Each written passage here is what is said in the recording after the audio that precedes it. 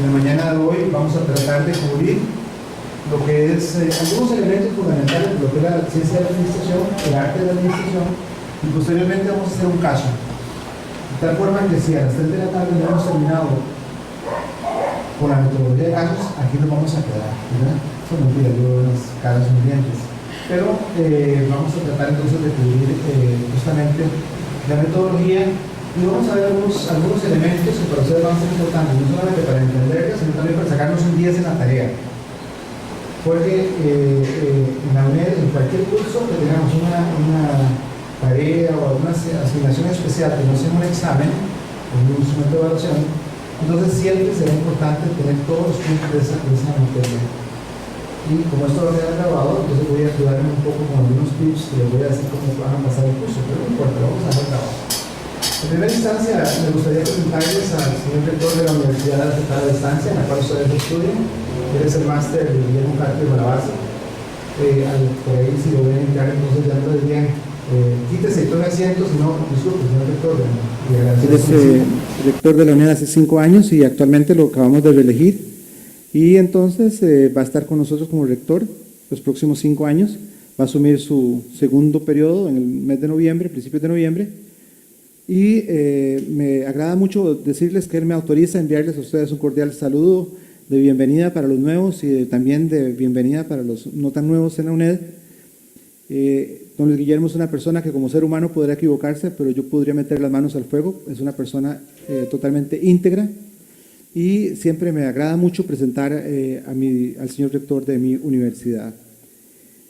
Como segunda autoridad universitaria, vamos a poder ubicar a la licenciada Nidia Herrera Bonilla, que es esta señora que está acá con sus anteojitos a la mano izquierda, y ella ocupa el puesto de defensora de los estudiantes. Esta es una unidad administrativa. Voy a empezar a hablar en términos de una vez de la materia, así que cuando estoy hablando de unidad administrativa, y ustedes tienen que ir viendo que estoy casi en el capítulo 2 o 3 de su libro. Ella dirige una unidad administrativa que se llama la Defensoría de los Estudiantes, que se creó más o menos hace unos 12 años, y se hizo no porque nosotros en la UNED comamos estudiantes a la hora del almuerzo, así como ensalada, sino porque creemos firmemente en que si algún derecho de ustedes puede verse violentado, debería existir una unidad que les permita a ustedes acudir a ella, donde están preparados con todo el sigilo y todo el respeto y todo lo demás para poder ayudarles a ustedes. ¿Qué quiero decir con esto? Un ejemplo típico, un acoso sexual. Entonces uno dice, puña, yo soy la parte más delgada, ¿quién me ayuda? O, por ejemplo, un maltrato en el centro universitario. Ustedes tienen derecho a que los traten bien, tienen derecho a que nosotros les respondamos bien en sus preguntas. Y si algún derecho de estos ustedes ven que está violentado, entonces la unidad administrativa que les estaría ayudando es la Defensoría de los Estudiantes, que la dirige, como les decía, la licenciada Nidia Herrera Bonilla, que sabrá ayudarles en todo lo que ustedes consideren pertinente. Si sus derechos son violentados, esta es la unidad. Ok, vamos a comenzar la tutoría del día de hoy con una fábula. Una fábula es una abstracción, yo me la imaginé. Ahí lo que vemos es un mendigo, ¿verdad? Un mendigo que está pidiendo plata. Tiene sus trapitos en el brazo derecho y en su mano izquierda tiene un platito para recoger dinero. Y a través de su vida, lo que ha hecho justamente vivir de ser un mendigo. Este mendigo muere y lo único que deja de herencia es el platito que tiene en la mano derecha, la mano izquierda. Pasa por ahí un estudiante de la UNED y lo toma el platito que está a su disposición y se lo lleva para su casa, cualquiera de ustedes. Cuando llega a la casa, lo empieza a lavar, lo empieza a limpiar, y cuando empieza a limpiarlo, se da cuenta que va a empezar a salir una cuestión dorada, resplandeciente. Resulta ser que el platito que tuvo en la mano este mendigo toda su vida era un tesoro, que se lo hubiera traducido en términos de dinero, él hubiera sido una persona multimillonaria, pero nunca lo supo. Entonces llegó el estudiante de la UNED, lo abrió, lo limpió y se lo encontró. Entonces, en este momento yo lo que los invito a ustedes es a que nunca dejen de pasar esta oportunidad de oro de estudiar en la UNED. demos nuestro mayor esfuerzo para beneficio de ustedes, de sus familias, de la UNED y del país. En el tanto y el cuanto ustedes realmente asuman ese rol y nunca salgan de la universidad, ustedes van a estar en la sede de los privilegiados. Estar acá no es un sacrificio, es un privilegio. Y de una vez les digo que ustedes tienen un compromiso con el país y con las personas más desposeídas también. Porque los hijos de los señores que recogen la basura de nuestras casas podrían estar aquí, pero no están aquí tal vez porque no saben, pero están pagando la tutoría, hasta el tutor y esas cosas tan lindas que tenemos hoy a disposición de ustedes. Entonces ustedes están en la sede de los privilegiados porque están estudiando y van a brincar a un estadio en el cual, si son buenos gerentes, les pagarán mucho dinero.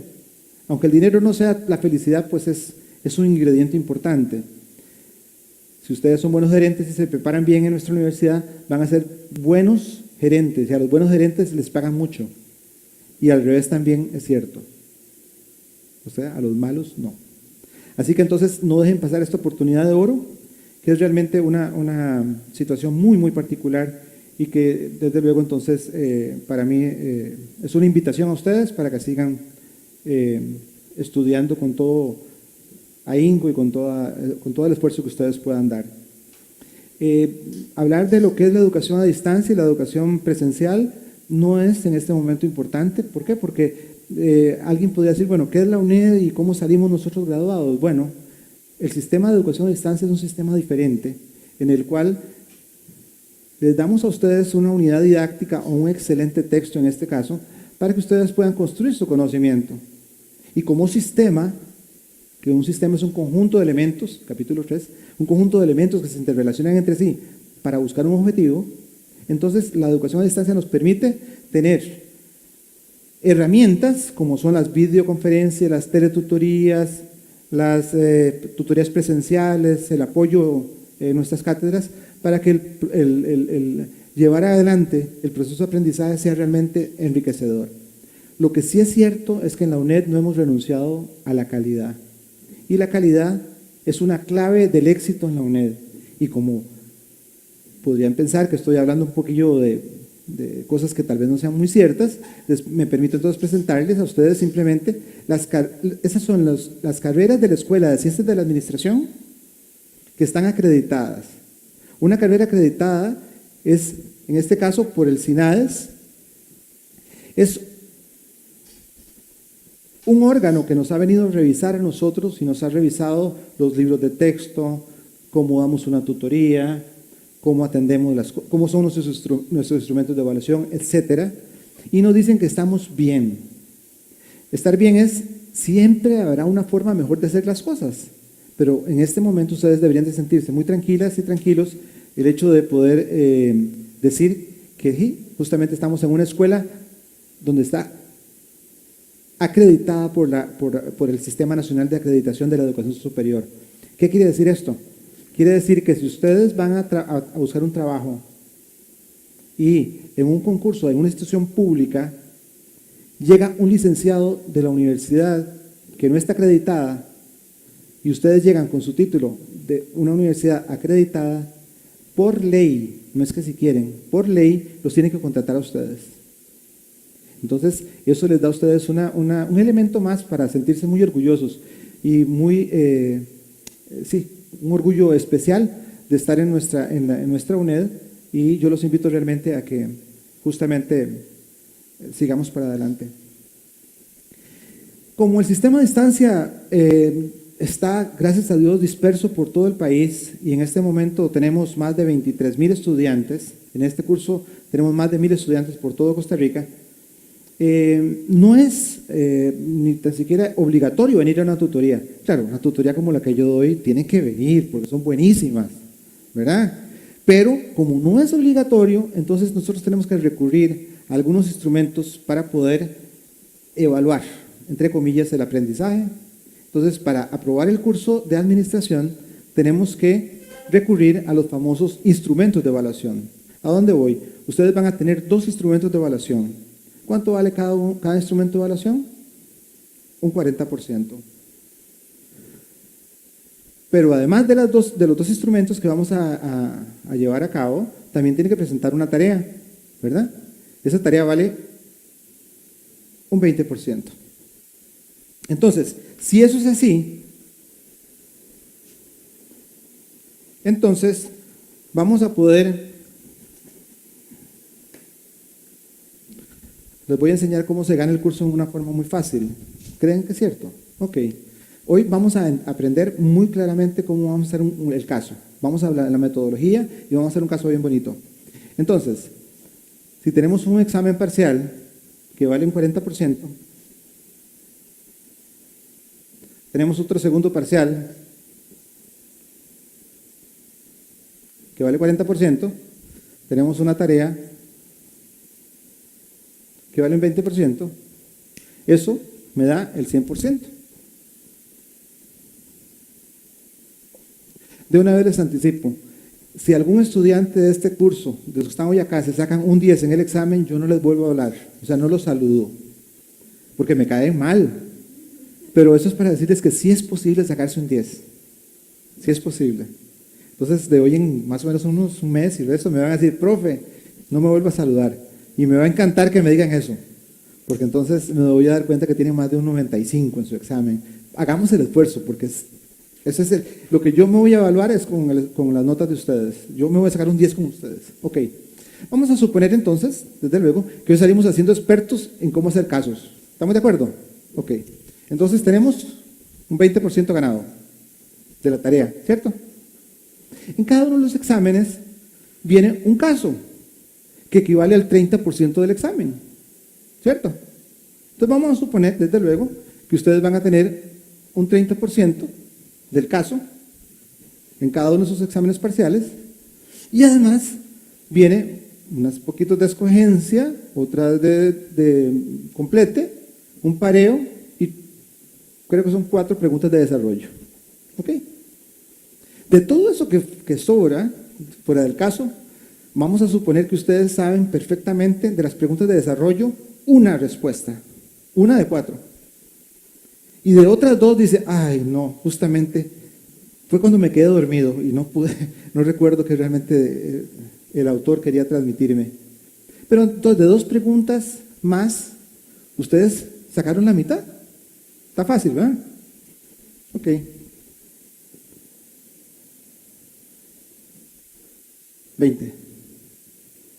De todas las preguntas de marcar con X y de todas las preguntas del pareo y de todas las preguntas de complete, estábamos muy nerviosos, muy nerviosas y entonces nos sacamos nada más 10 puntos. ¿Cuánto es eso? Un 60.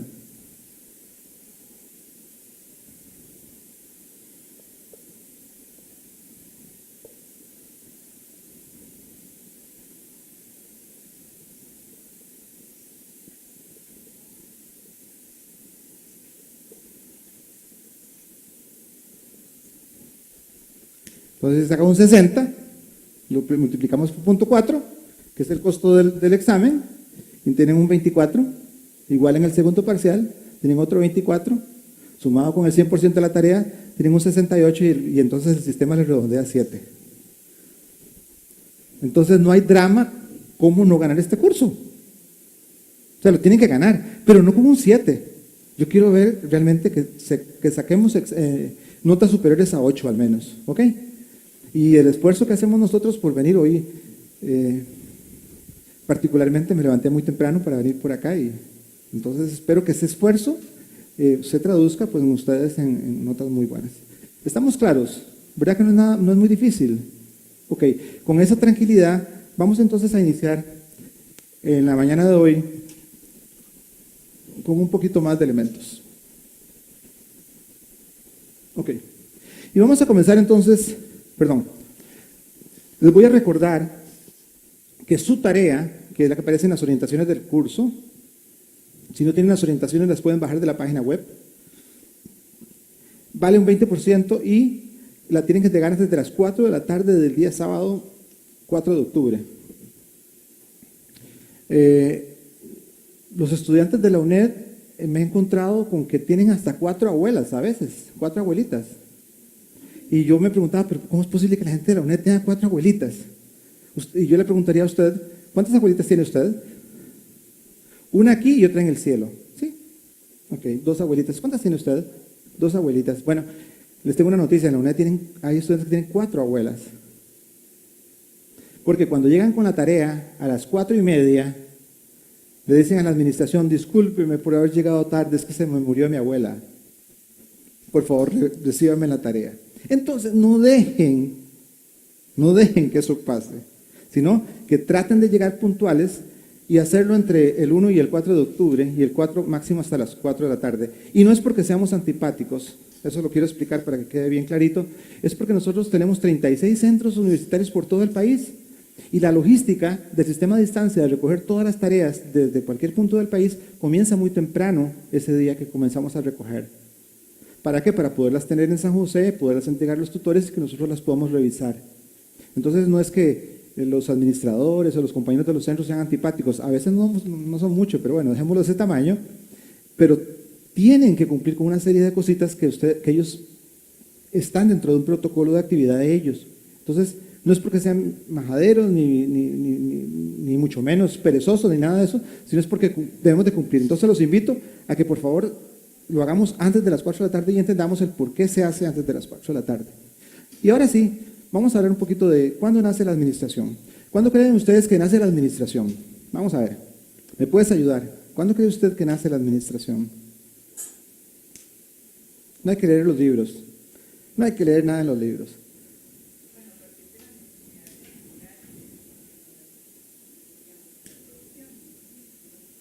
En cuanto a mejorar la producción, estás reflejándolo como si la administración naciera con las empresas. Ajá, vamos a ver, es una buena idea. ¿Cuándo cree usted que nace la administración?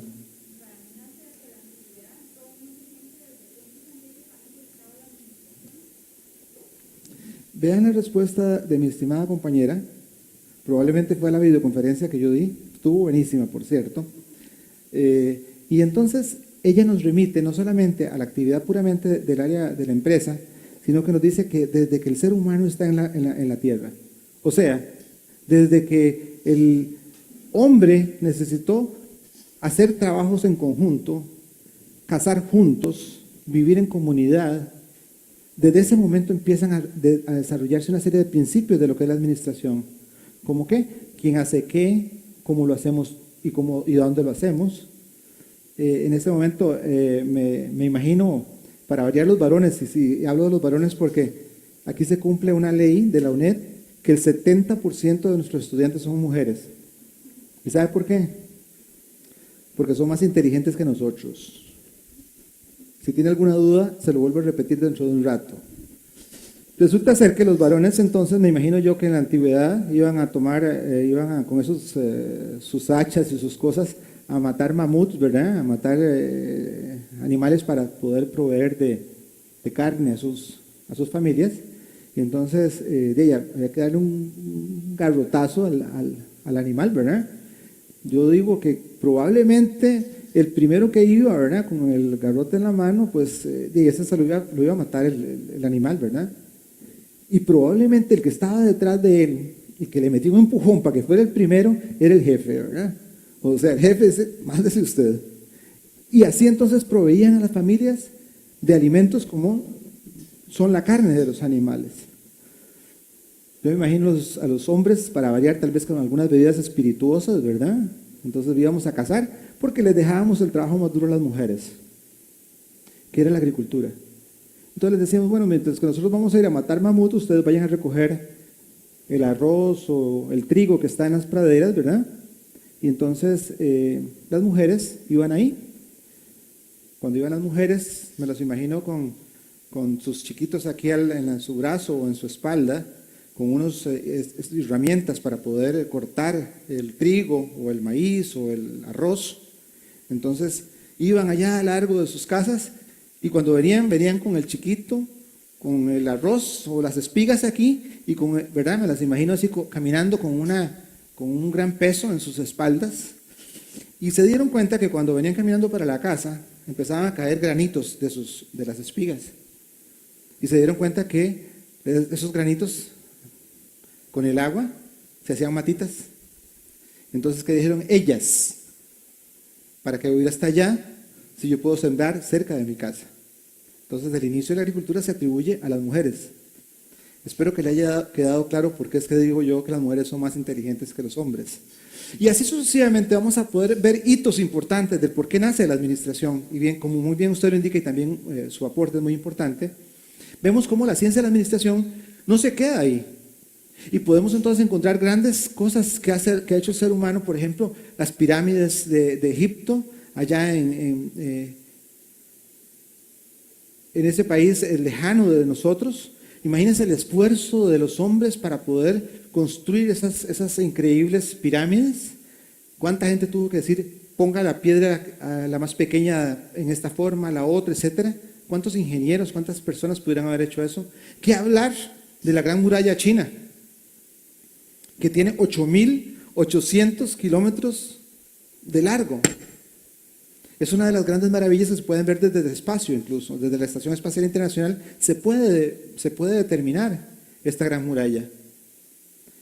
Entonces el esfuerzo que tuvo que haber hecho el hombre para esto debe haber sido tremendo. Y así sucesivamente muchas cosas que podemos encontrar en el desarrollo de la humanidad.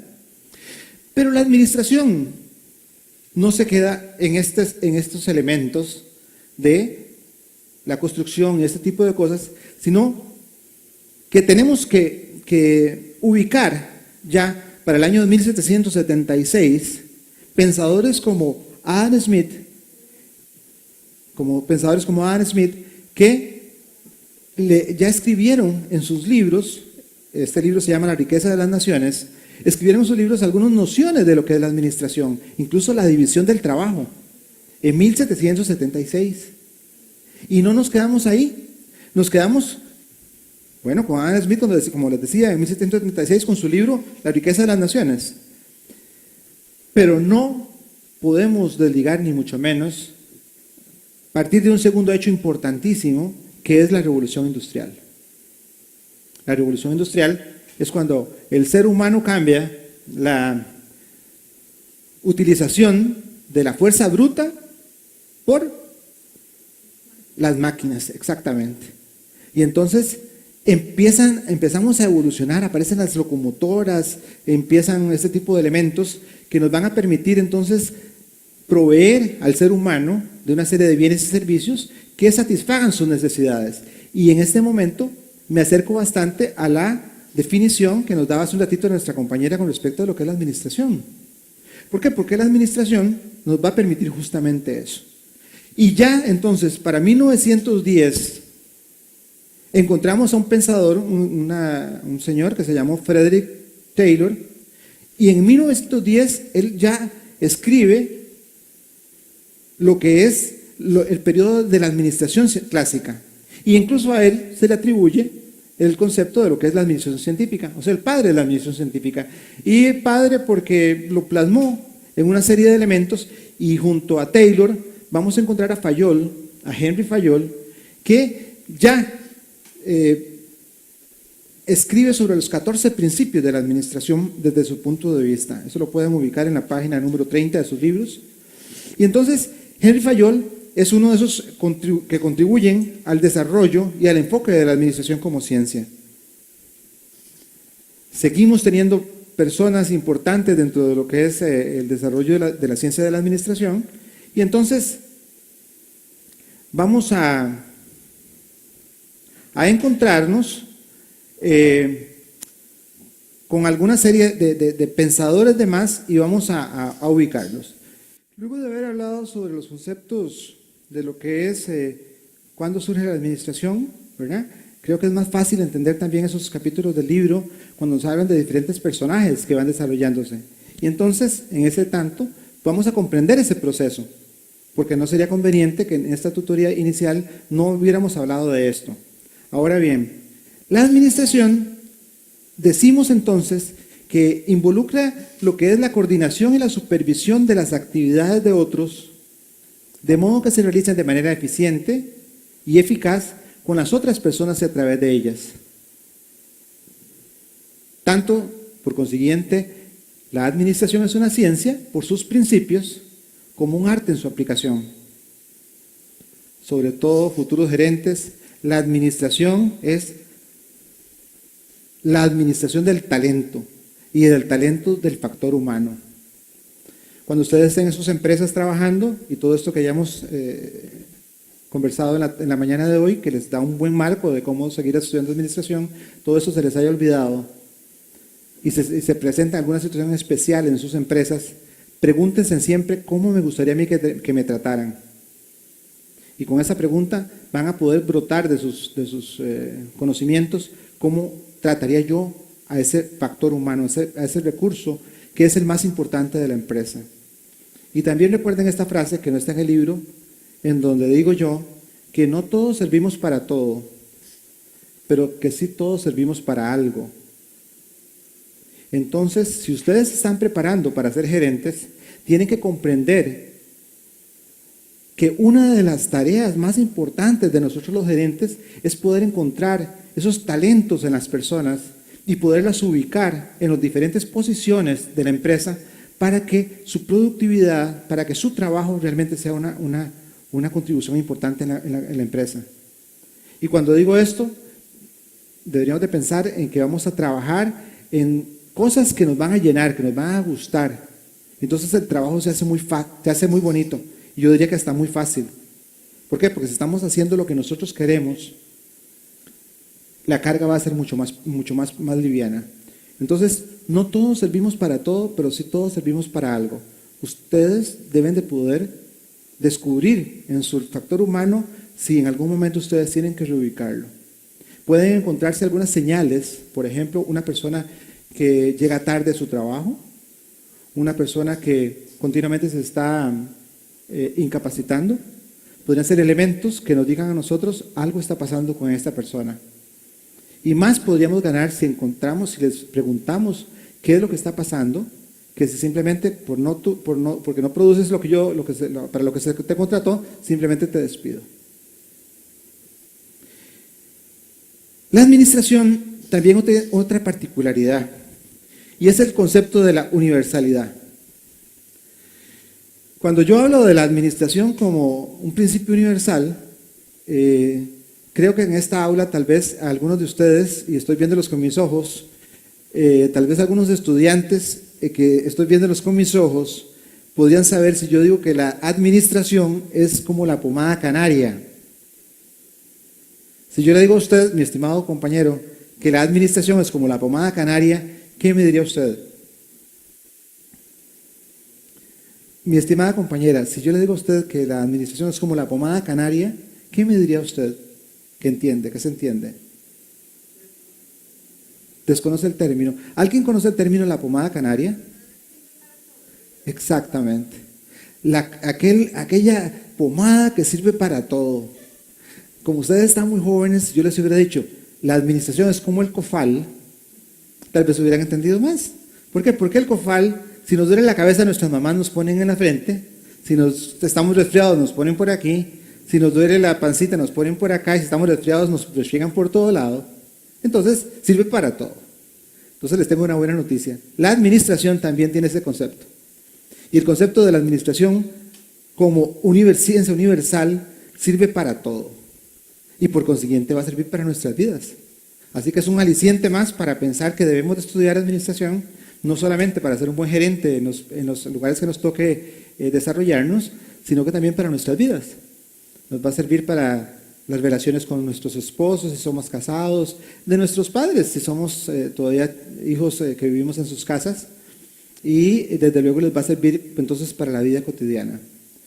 La administración, como tal, se aplica a las empresas, como usted lo decía hace un ratito, y vamos a encontrar que la administración se puede aplicar a empresas grandes, pequeñas, medianas, empresas con fines de lucro, sin fines de lucro. Se aplica en los Boy Scouts, se aplica por ejemplo, en las iglesias, cuando vamos a, algunos de ustedes, tal vez yo no lo hago, pero algunos van a compartir la buena noticia con sus vecinos, entonces se organizan y van a las casas de sus vecinos, ¿verdad? A compartir esas buenas noticias. Y entonces la administración se utiliza en todo lado. Sí es cierto entonces también que tienen diferentes fines, ¿verdad? Por ejemplo, la UNED no tiene fines de lucro, pero en los lugares donde ustedes van a trabajar como gerentes, probablemente sí lo tengan. Entonces, el inversionista espera de nosotros el cumplimiento de una serie de objetivos para poder cumplir con esas metas de rendimiento que nos hemos puesto como gerentes de esa empresa. Y entonces vamos a ubicar entonces también lo que son las funciones típicas de la administración, que son planear, organizar, dirigir y controlar.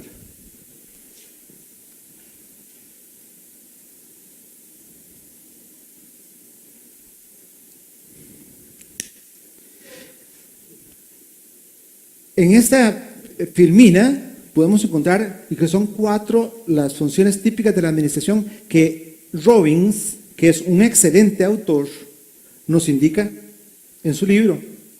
Pero recordemos que Robbins es un autor de administración, no es Sam Robbins. Él no tiene la verdad. Ustedes pueden diferir de él, incluso en algunas partes, cuando ustedes vean en sus libros que no corresponde a la realidad costarricense, le vamos a sacar, ¿verdad? También podemos decir que no siendo un Sam Robbins ese que le tenemos que dar una pleitesía, yo los invito para que, además de esas 4 funciones que él desarrolla, y están bien desarrolladas, no quiero decir que él esté equivocado, lo que quiero decirles es que en mi vida profesional, yo he separado de la función de organización que Robbins nos presenta, la parte de integración. ¿Por qué? Porque la integración yo la entiendo como dotar del recurso humano a la organización para cumplir con los objetivos de la misma. Y es tan importante el factor humano que yo los invito a ustedes que por favor, entonces en lugar de recordar y de aprender qué es el POTC, vio como lo dije, ¿verdad? El POTC es el PODIC. Y si recordamos esos inicios de las funciones típicas de la administración, vamos a ganar bastante. PODIC: planear, organizar, dirigir y controlar. ¿Estamos de acuerdo? Ok. Ahora bien, quiero, para despertarnos un poco, porque si no se puede uno llegar a dormir aquí en esta mañana, quiero que alguna participación de ustedes. ¿Qué es la planeación para ustedes? ¿Qué es planear? ¿Qué es planear? Vamos a ver, ¿quién me ayuda con qué es planear? ¿Qué idea tiene usted de la planeación? ¿Perdón? Pensar cómo lo va a hacer. ¿Cómo la va a hacer qué? El trabajo, ¿qué más? Una actividad. ¿Qué idea tiene usted de planeación?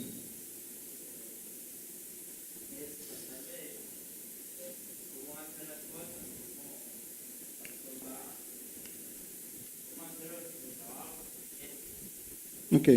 ¿Cómo hacer las cosas? Ok. ¿Alguno de ustedes salió del colegio el año pasado? ¿Sí? Ok. Usted. ¿En su colegio le hicieron una fiesta de despedida de 5º año? ¿Ok? ¿Sí le hicieron fiesta? Ok. ¿Dónde fue la fiesta? ¿A dónde? En el colegio, ok. ¿Llevaron cena? ¿Sí? ¿Llevaron mariachis? Una comparsa, mire, realmente, gente, mire, le sacaron plata a ese 5º año, ¿verdad?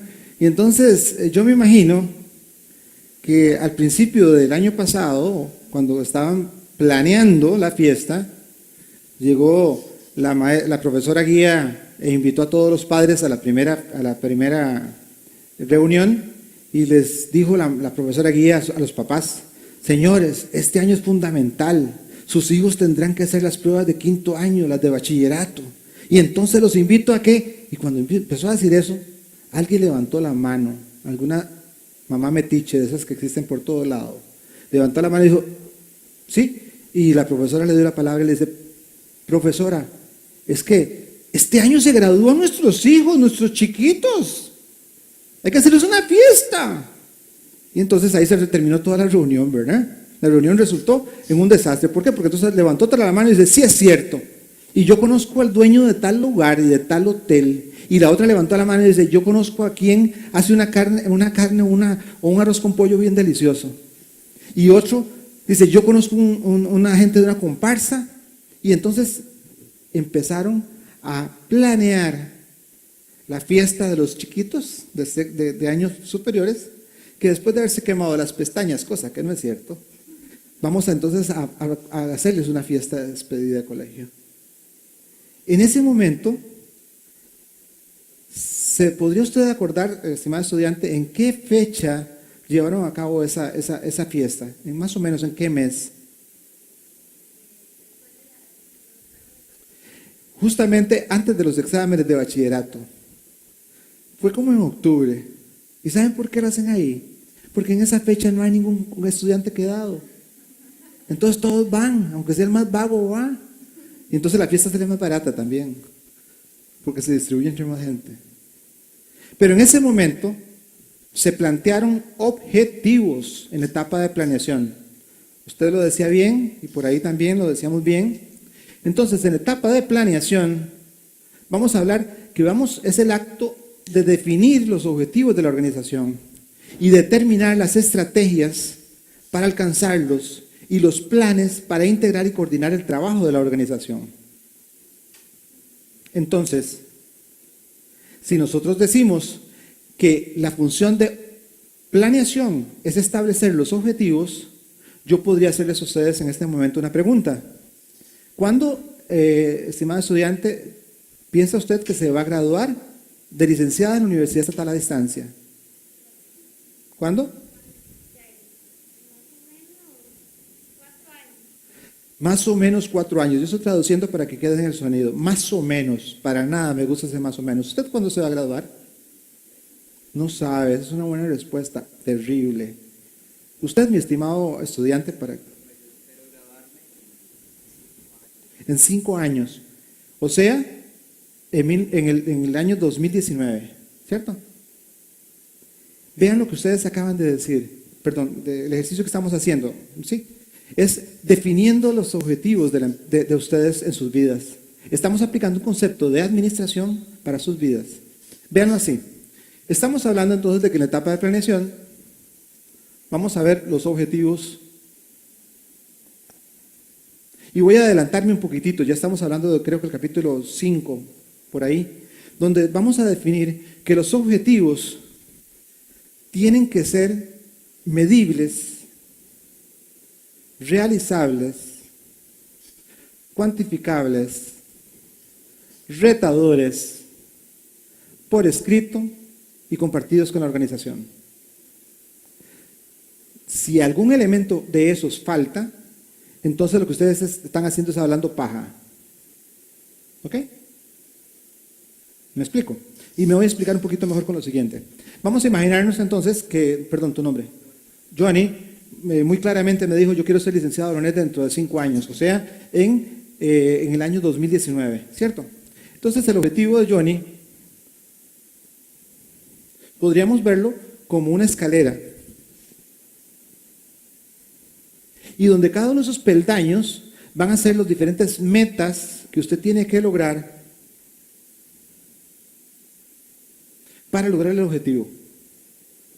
Entonces, ustedes se plantean metas para lograr un objetivo y se van a preguntar qué tienen que hacer para lograr ese objetivo.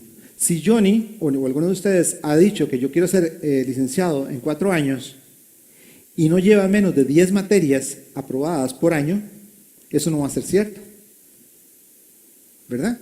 Igualmente, si Johnny, que nos dice que va a ser dentro de 5 años, dice no, es muy lejos, me parece que tal vez pueda. Tal vez, ¿por qué? Porque hay una serie de premisas, ¿verdad? Si tengo dinero, si tengo tiempo, si tengo lo otro o si no tengo aquello. Entonces, vamos a poder enmarcar los objetivos de la organización de acuerdo a una serie de premisas. Se llaman las premisas de la planeación. ¿Cuáles cosas podrían pasar, por ejemplo, que si ustedes hoy salen felices de acá porque han tenido una tutoría muy bonita, muy motivadora y todo lo demás, y dice, ahora sí es cierto, yo hoy en la tarde voy a plantearme los objetivos, y entonces en la noche voy a una fiesta y después de la fiesta quedo embarazada. No es tan difícil, hay que tener mucho cuidado. Entonces, todos los objetivos que ustedes se han planteado en sus vidas se modifican. ¿Por qué? Porque hay elementos que intervienen en ese objetivo, en esas premisas de la planeación. Entonces tenemos que cuidarnos mucho de lo que hacemos, de nuestras vidas, de cómo cuidamos nuestros cuerpos, de cómo cuidamos nuestras acciones, porque eso va a depender mucho también de que los objetivos que nos hemos puesto en etapa de planeación, como usted lo indicaba, puedan realmente cumplirse. Entonces, los invito a que a partir de ahora, y ojalá en la tarde, se pregunten cuándo quiero ser yo licenciado de la UNED, y puedan entonces replantearse esos objetivos o construirlos de nuevo, ¿verdad? Sabiendo que eso es realmente parte de mi vida. Y entonces vamos a saber hacia dónde vamos. Hay una fábula que se me viene ahorita a la cabeza, no recuerdo el nombre, pero yo creo que tal vez alguno de ustedes me pueda ayudar. Es una niña, una fábula de un cuento, ¿verdad? Es una niña que va, se interna en un bosque y está en el bosque y entonces ella se pierde en el bosque. Cuando está en el bosque perdida, empiezan a llegar un montón de animalitos cerquita de ella, unos conejitos y cositas así pequeñitas. Y entonces le pregunta a la niña, a los animalitos, que para dónde escoge, que cómo hace para salir del bosque. Y los animalitos le dicen que para dónde va. Y ella le responde que ella no sabe. Entonces los animalitos le dicen, si usted no sabe para dónde va, cualquier camino es bueno. Alicia en el País de las Maravillas. Qué bueno, así me gusta, gente que haya hecho algo en su juventud, ¿verdad? En su niñez. Alicia en el País de las Maravillas. Y entonces le dicen a ella que si usted no sabe para dónde va, cualquier camino es bueno. Hay 7 puertas, pero 5 de ellas llevan a un precipicio. 2 de ellas sacan a la niña del bosque.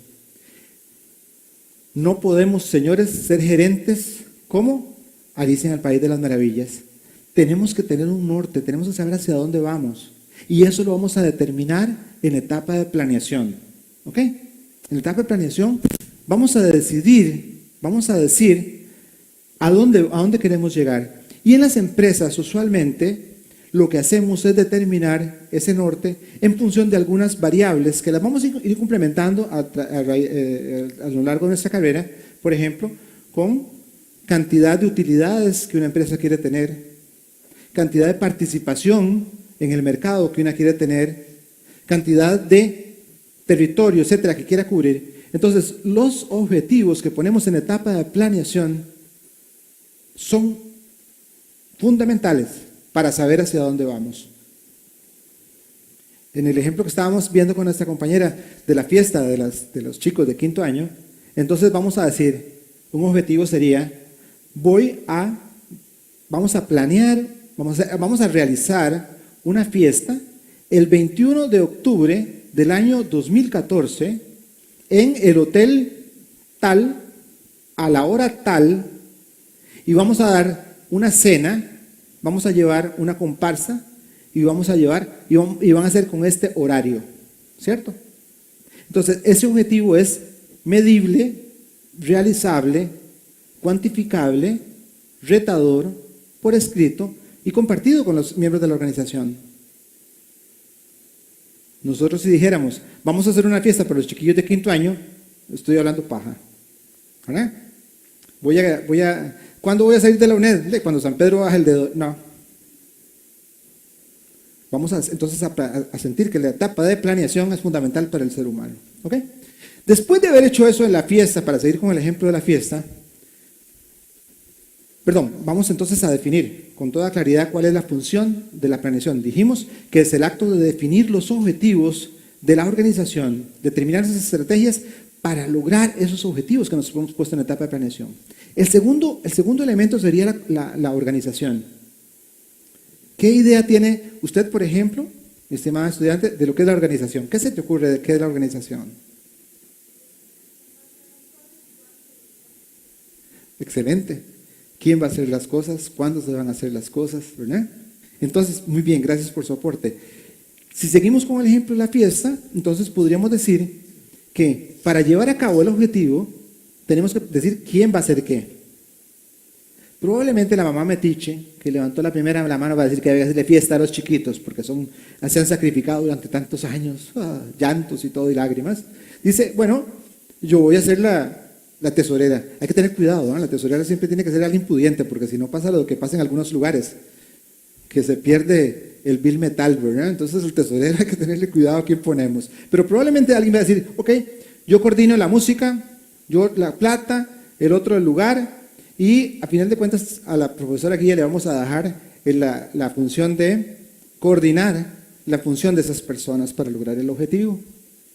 Entonces, dicho esto, y con el aporte de nuestro estimado estudiante, vamos a decir que la organización es ese proceso que consiste en dotar de los recursos humanos a las organizaciones y determinar las tareas que deben realizarse y crear esa estructura que nos permite lograr los objetivos de la empresa. Ya estamos adentrándonos en la ciencia de la administración y hablamos de estructura. Por ejemplo, en esta filmina vemos un organigrama, bueno, es una fábula de organigrama, pero bueno, donde vamos a encontrar unidades administrativas que vamos a poder interpretar de acuerdo a sus nombres con las funciones que desarrollan ellos. Y justamente el libro de texto nos va a adentrar en esta función de la organización, más o menos en los capítulos, creo que el 6 y el 7 de sus libros de texto, y que probablemente todos los veamos en la próxima tutoría. Hoy se trata de incorporarnos dentro del proceso de la administración. Este, por ejemplo, es el organigrama de la UNED. No está muy actualizado, pero ese no es el punto. El hecho es que existe una jerarquía, existen unidades administrativas, y eso es lo que vamos a desarrollar en la parte de de organización. Vean entonces, vámonos ahora a la pizarra, y entonces vemos cómo la función de planeación no es que yo crea que es la primera, ni la segunda, ni la tercera, ni la más importante, es que es la primera. Si usted no sabe para dónde va, cualquier camino es bueno. Entonces, después de haber planeado, organizamos. Usted no puede organizar algo si no sabe para dónde va. ¿Estamos de acuerdo? Ok. Vamos a dirigir a las personas para el logro de los objetivos. Entonces, tenemos que haber planeado, tenemos que haber organizado y tenemos que haber dirigido. Y la dirección consiste en motivar a los subordinados e influir sobre los individuos o equipos para lograr los objetivos de la organización. Y créanme, estimados estudiantes, de que en esta función encontramos la esencia de lo que es la administración como arte. Porque justamente es acá donde tenemos que pensar que nosotros vamos a dirigir con mano de hierro, pero con guante de seda. Y donde nunca vamos a patear la colmena. La colmena es la que nos da la miel. Dirigir es, por ejemplo, dirigir con el ejemplo es fundamental para un gerente. Lo vamos a ver más adelante.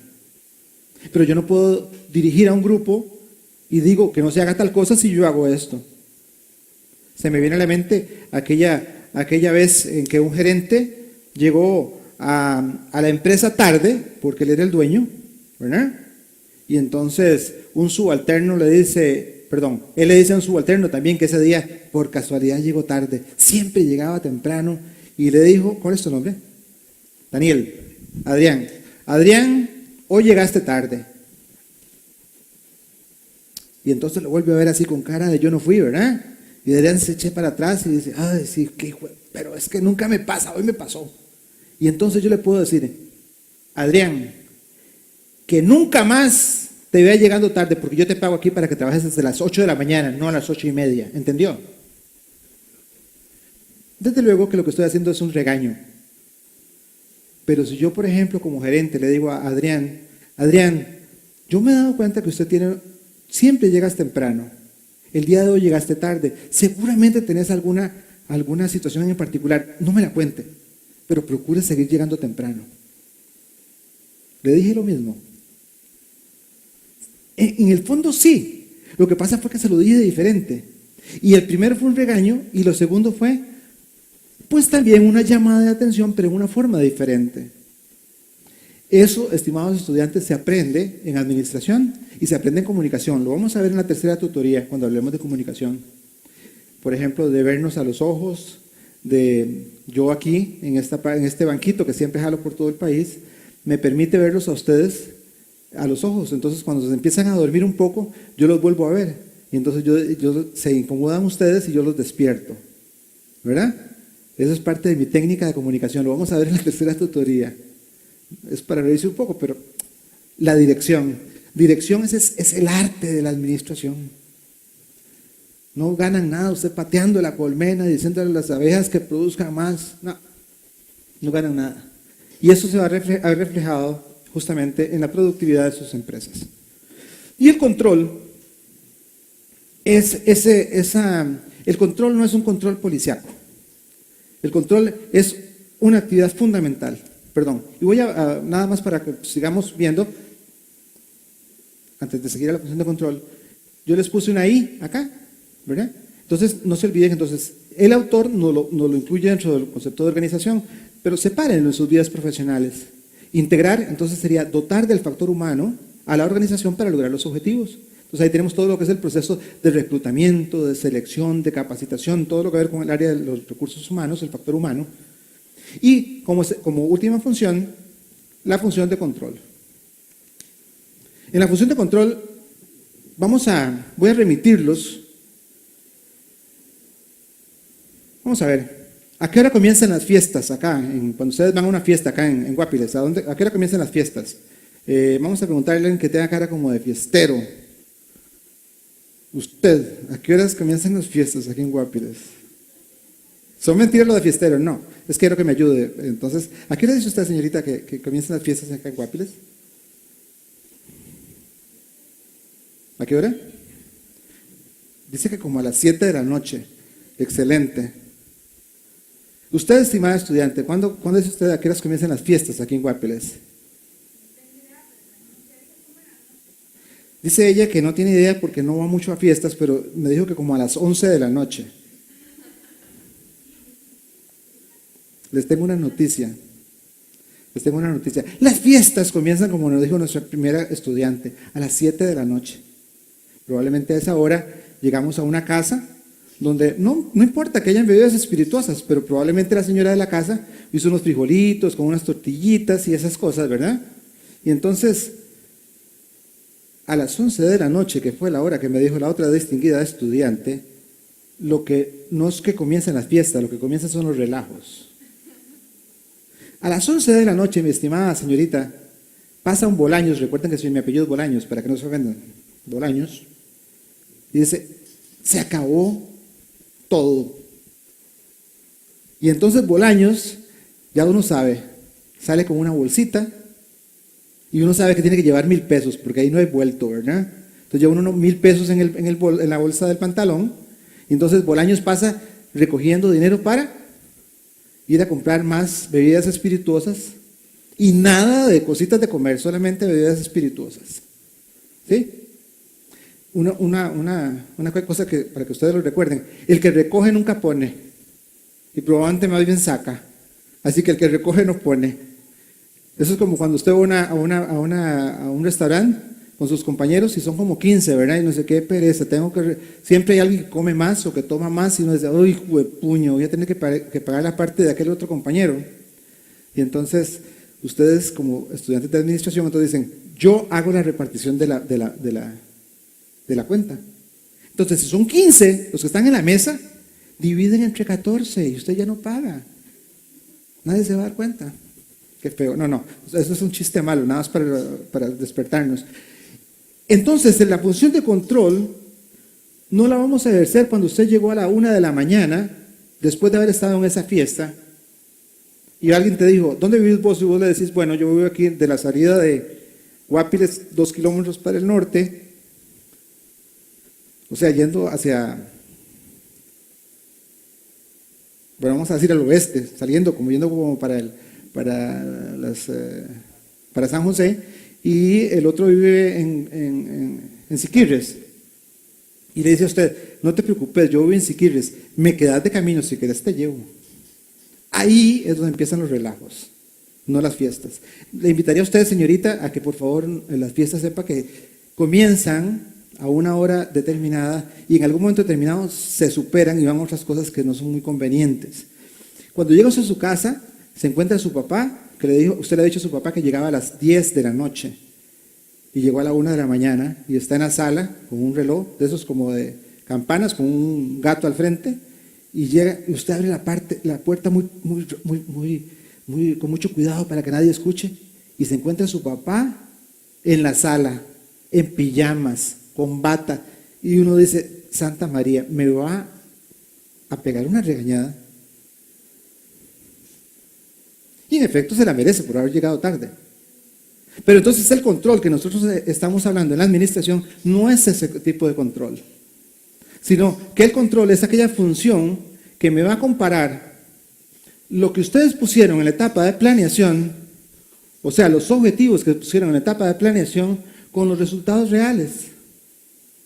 Entonces ustedes dijeron que se iban a graduar en el año 2019, para seguir en el ejemplo de nuestro compañero. Entonces vamos a decir que él va a comparar el objetivo de si llega a este momento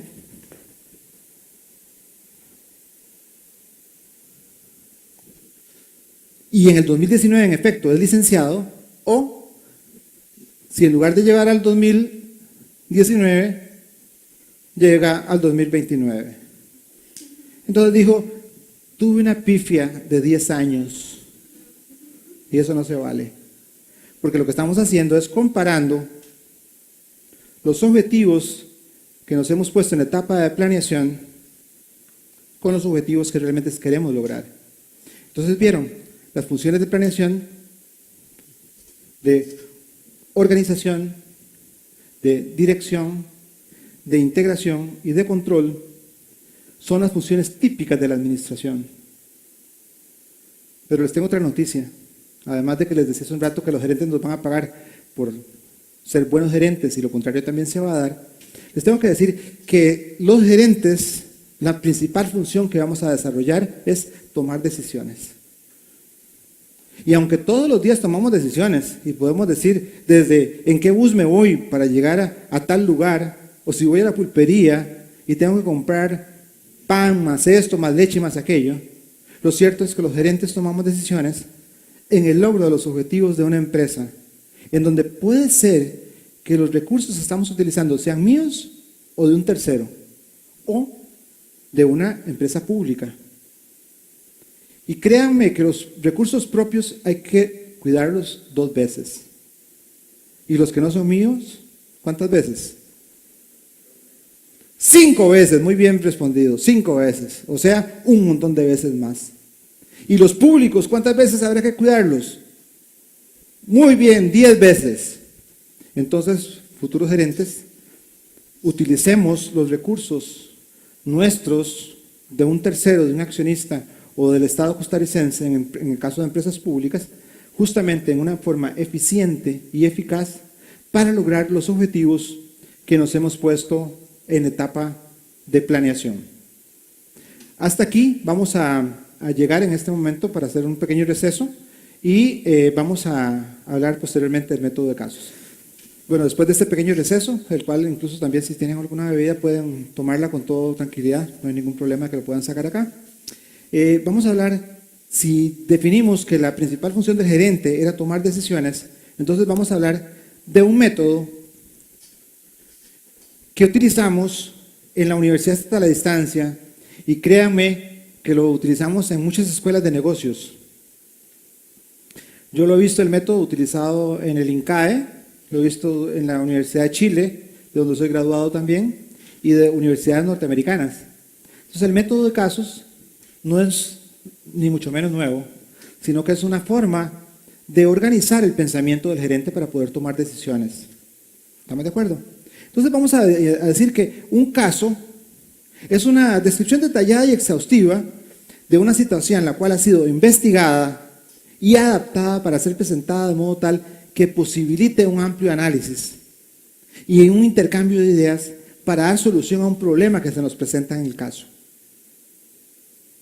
Un caso, entonces, remite al método, el cual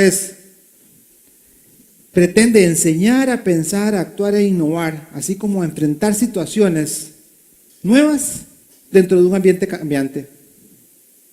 ¿Y qué es más cambiante que el entorno de una empresa? Todo. Aquí me acuerdo de aquella canción de Mercedes Sosa que dice, cambia, todo cambia. Entonces, en un ambiente cambiante, lo que nos permite el método es justamente enseñarnos a pensar y enfrentarnos a esas decisiones de lo presente con lo anterior. Analizar un caso implica que ustedes como estudiantes y como futuros gerentes puedan llegar a conclusiones lógicas, consistentes, que les permitan tomar decisiones acertadas. Entonces, vamos a poder estudiarlo de tal forma que nosotros podamos lograr esos objetivos que nos permitan tomar decisiones acertadas. ¿Alguna pregunta en este momento? Bien, vamos a decir entonces que el método de casos tiene un esquema. El esquema de la resolución de casos lo podemos ubicar incluso en este momento en la página 376 de su libro de texto, si no me equivoco, 376, y del libro de Robbins, ¿verdad?, de Administración General 1, y entonces pueden repasarlo. Pero ahora ahí están el método de casos bien explicado. Yo lo hago mejor, así que si quieren, no importa, después de haber ubicado sus libros, me ponen atención a mí. El método va a desarrollar 5 partes fundamentales. 5 partes fundamentales que son los hechos relevantes,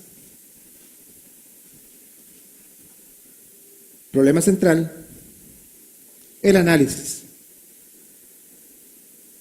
alternativas de solución y como punto número 5, la solución, la instrumentalización y las recomendaciones. Y de ahí no nos vamos a salir. ¿Por qué? Porque lo que nosotros les vamos a pedir a ustedes es que utilicemos el método para que podamos utilizarlo para poder tomar decisiones. Y no solamente lo vamos a usar en este curso, lo vamos a usar en cursos de mayor nivel, a nivel incluso de licenciatura. Pero si bien es cierto, es un método, lo que yo pido, lo que nosotros queremos es que ustedes se metan dentro de los casos, de tal forma que nos permitan poder entonces ordenar el pensamiento del gerente.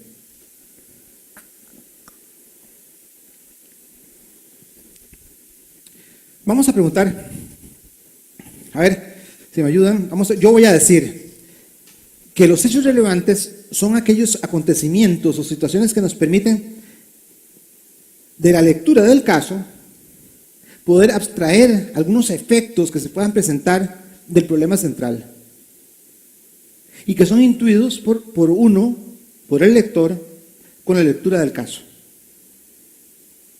Ahora bien, entonces, alguien me podría preguntar, profe, ¿y entonces cuántos hechos relevantes tengo yo que poner en la tarea o en el famoso instrumento de evaluación?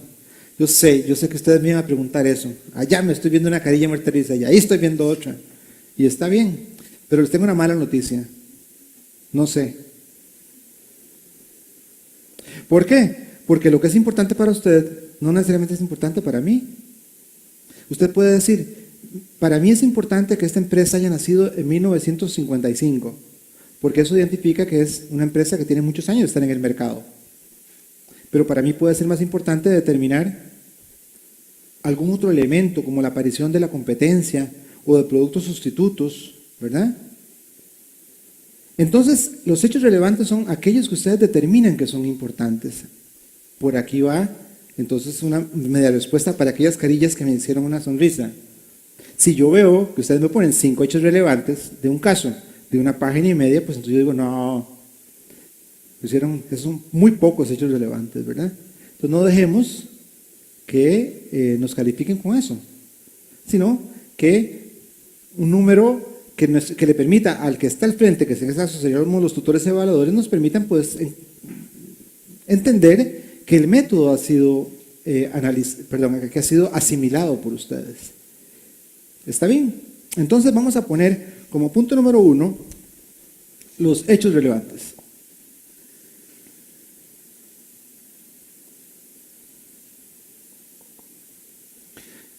Sugerencia, vamos a ponerlos ojalá con números romanos y subrayado. De tal forma que nos permita tener una presentación, más o menos como la que le pedimos en sus orientaciones, y vamos a enumerar esos hechos relevantes, de tal forma que podamos ubicarlos y que ustedes los han sacado de la lectura del libro, del caso respectivo. ¿Sí? El punto siguiente del método de casos es el problema central. Y el problema central es esa cosa, yo les digo a ustedes que es eso que ustedes se imaginan que si tuvieran una varita mágica y la tocan así, tuc, tuc, y eso desaparece, todo lo demás es una felicidad. Otra vez volvemos a nuestro nivel de equilibrio, a nuestro status quo. Entonces, si eso es como una varita mágica, ese es el problema central. Probablemente en nuestras vidas y en nuestras vidas como gerentes, vamos a tener problemas secundarios, pero vamos a tratar de identificar ese problema principal. Ahora, ustedes me pueden decir, profe, pero ¿cuántos estudiantes de Administración General 1 vemos en este momento en la UNED? Bueno, son más de 1000. Entonces, muchos vamos a tener muy parecido, sí, y tal vez no tanto. El hecho es que ustedes van a determinar qué es lo que para ustedes es lo más importante. ¿Qué es lo que si ustedes lo tocan como una varita mágica, lo puedan traducir? Y eso es justamente lo que hablamos cuando decimos que el problema central es ese que, solucionado resuelve todo lo demás. Y entonces ahí les pedimos a ustedes que lo tengan en forma, en una forma concreta, en una forma que permita exponer en forma concreta el problema que ustedes se les presenta en el caso. Entonces, cuando decimos que lo deben presentar en 3 renglones o menos, no es porque la UNED y los tutores seamos unos grandes majaderos. Lo que queremos es que ustedes practiquen poder tener el problema principal como aquel que resuelto resuelve todo lo demás. ¿Está bien? ¿Sí? Ok. Entonces, recapitulo. Si ustedes dicen, están desarrollando sus tareas o su prueba, ¿verdad? Entonces, y el problema central lo tienen en 10 renglones, lo que están ahí es un arroz con mango, ¿verdad? Bueno, arroz con mango debe ser rico, pero una combinación media rara. Entonces, devuélvanse y traten de ubicar cuál es ese elemento que para ustedes es el más importante. ¿Estamos de acuerdo? También a veces se hace más fácil hacerlo en términos de pregunta. Ahora con el caso que vamos a resolver, se van a dar cuenta de ello. El paso número 3 es el análisis. Algunos estudiantes creen que el análisis es simplemente contar con sus palabras el caso, y eso no es así. Para este elemento en particular, deben de plantearse la pregunta, ¿por qué surge el problema central? El plantearnos el por qué surge el problema central nos va a dar el análisis del caso. Ahora bien, otra vez veo caras sonrientes, pero no se atreven a preguntarme, pero no importa, yo voy a responder sin que me pregunten. Profe, ¿y cuánto debo yo de poner del análisis? Otra vez, no tengo respuesta. ¿De qué vine yo a hacer aquí esta tutoría hoy si usted no me explica? No, yo sí les explico. Lo que pasa es que no tengo respuesta, porque el análisis va a depender de lo que ustedes requieran del mismo. Ahora bien, si ustedes se ponen en mis zapatos como tutor y un estudiante le presenta un análisis de 10 rengloncitos, ¿ustedes qué dicen? ¿Usted qué dice de ese estudiante? Exactamente, que es muy poco y que pareciera que no profundizó en su caso. Pero si usted me dice, sí, 10 páginas, no, ¿verdad? Pareciera como que... Pero entonces no hay cómo decirlo. Pero sí hay algunos elementos que entonces vamos a poder tener en cuenta a la hora de poder establecer entonces el punto número 3 del método de casos, que es el análisis.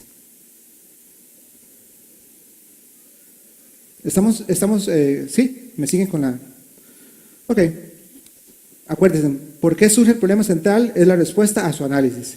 Entonces no le hagan caso ni a ella que nos dijo que 5 renglones, ni a aquella que nos dijo 10 páginas. Pero va a ser una en la cual ustedes se sienten satisfechos de que han respondido esa pregunta. ¿Verdad? Ok. Alternativas de solución. Punto número 5. Son caminos. Alguien me decía, es que alternativas son 2. Bueno, entonces, caminos que resuelven el problema central. Si ustedes dicen que ustedes llegan a determinar que el problema central, por ejemplo, vamos a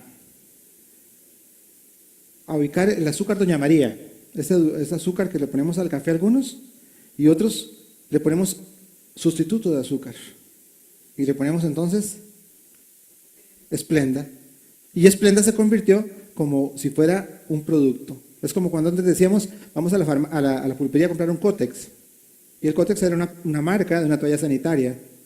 La Splenda es un sustituto del azúcar. Entonces, si definiéramos que yo produzco azúcar Doña María y que aparece el sustituto de mi azúcar, el problema que yo tengo es, entonces vamos a ver de qué es. Por ejemplo, podría ser de promoción.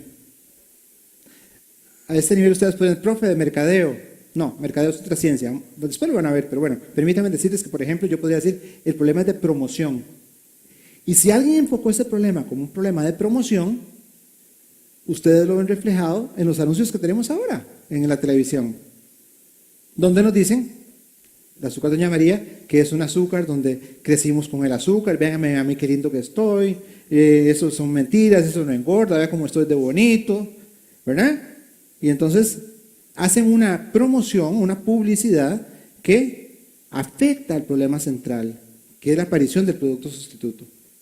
Entonces, los caminos que vamos a encontrar para los diferentes problemas que se nos van a dar en la vida van a tener que enfocarse en que sí solucionan o no el problema central. ¿Me explico?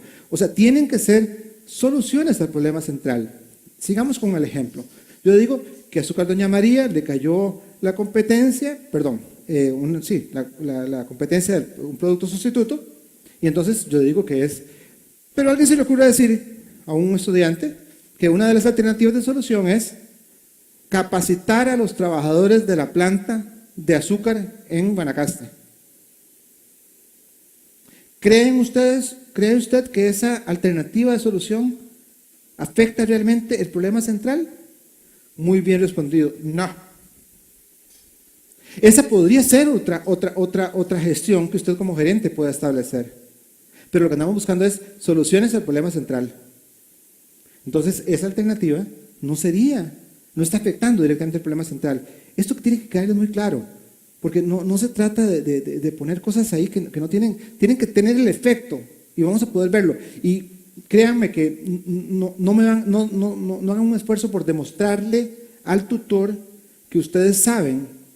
Hagan un esfuerzo por preguntarse ustedes mismos si realmente esto soluciona el problema central. Y entonces se van a encontrar que muchas veces dentro de las alternativas de solución usted dice, ay, yo quiero una alternativa de solución con un pedacito de la A más un pedacito de la B y un pedacito de la C. Cuando les pasa eso, entonces borran todo y se devuelven y plantean otra alternativa, que es con un pedacito de la A, de la B y de la C. Pero no podemos decir, en el punto número 5, que ya vamos a tocarlo inmediatamente, ¿cuál es? O sea, que yo voy a tomar un pedacito de la A y de la B y de la C. No, tenemos que ser claros, porque ese camino que escogemos tiene que solucionar el problema central. ¿Ok? Entonces, dicho esto, también debo indicar que es importantísimo para los efectos de la toma de decisiones que ustedes, en el punto número 4, en las alternativas de solución, involucren, vamos a ponerle un ejemplo, en sus tareas 3 alternativas de solución, tal vez en sus exámenes no les va a dar tiempo, entonces pueden poner 2, pero no es ninguna receta, porque si no a mí me cortan el rabo. Entonces ponemos la alternativa número 1 y vamos a poner ventajas y desventajas de cada una de ellas. Y cuando estoy hablando de ventajas y desventajas, estoy hablando en plural.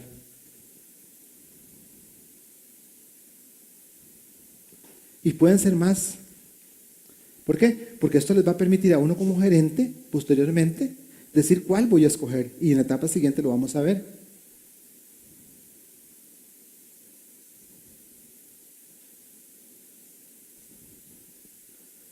¿Sí? Entonces, en sus tareas, vamos a hacerlo así. ¿Estamos de acuerdo? Ok. Preguntas sobre este caso en particular. Bien.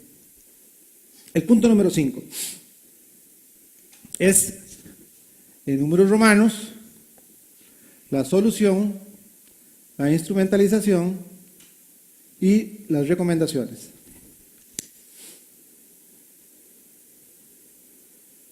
El punto número 5 es el, entre comillas, el más caro. Para efectos de sus tareas vale 9 puntos. O sea, si el caso vale 30, y para sacarse un 10 tengo que tener 30, y no desarrollan el punto número 5, ya tienen un 66. ¿Verdad? Entonces, ¿cómo hago yo para sacarme un 10? Entonces, tiene 3 componentes, el punto número 5. Uno, entonces lo ponemos así, ¿verdad?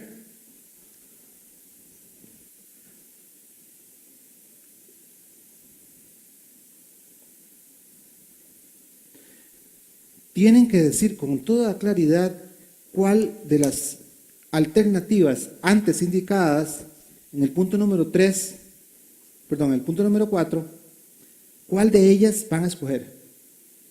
Y tienen que justificarla. ¿Ok? Entonces le vamos a poner un poquito de lechuga. Vean, no estoy diciendo paja, es lechuga. Lechuga quiere decir que ustedes van a complementar, dice, yo como gerente escojo la alternativa número 1 o la alternativa número 2 o, ¿verdad? Por tal y tal.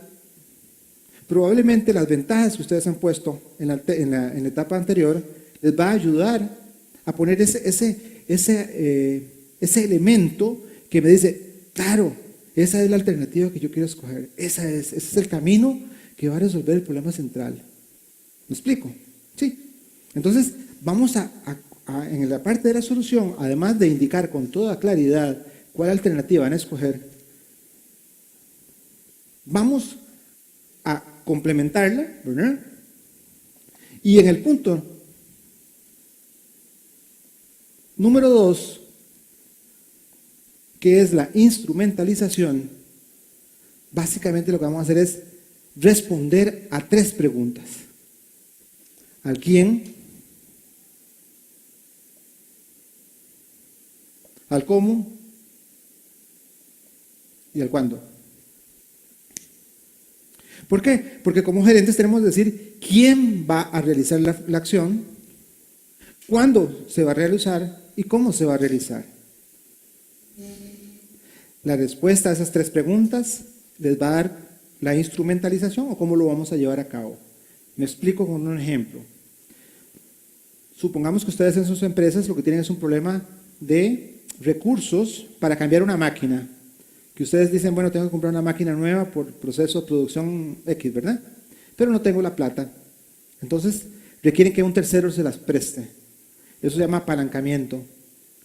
Y entonces, ese es el problema central. ¿Cómo lo resuelvo? Bueno, por ejemplo, le podría pedir a los socios que si tienen plata me lo den. Entonces, capitalizamos la empresa. Pero supongamos que no.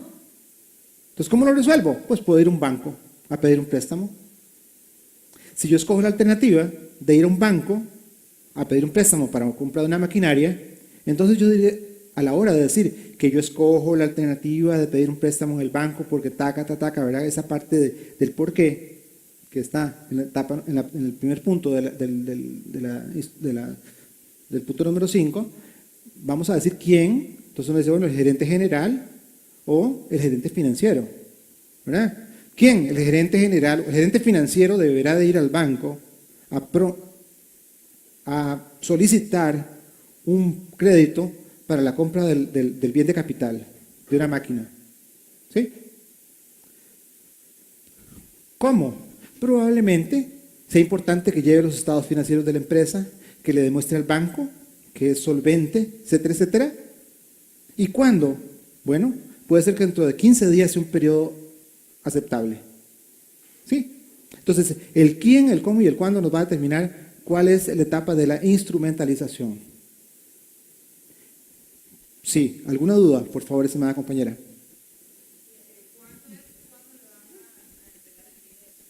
¿El cuándo es?